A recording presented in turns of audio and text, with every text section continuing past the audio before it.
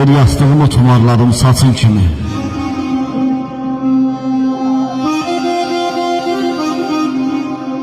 Qollarımda balans tuttum, qayıtmadım.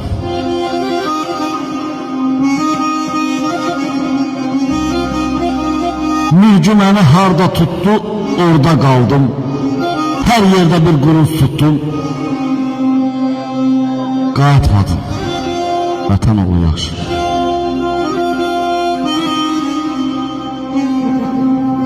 Öz dərimi öz əlimlə özüm soydum.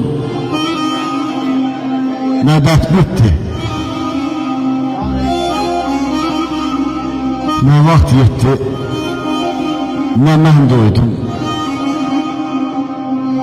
Gah dilimin arasına şəkər qoydum, gah əlimdə qılınc tuttum, qayıtmadım.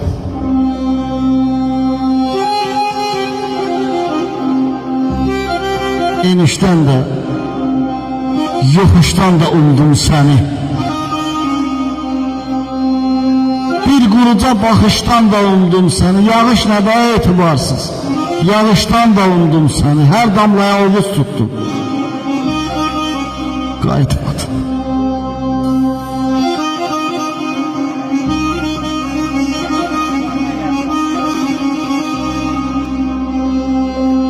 Naşı oldum, hər işimin naşı gördüm. Naşı gördüm, gözlərimdə yaşı gördüm.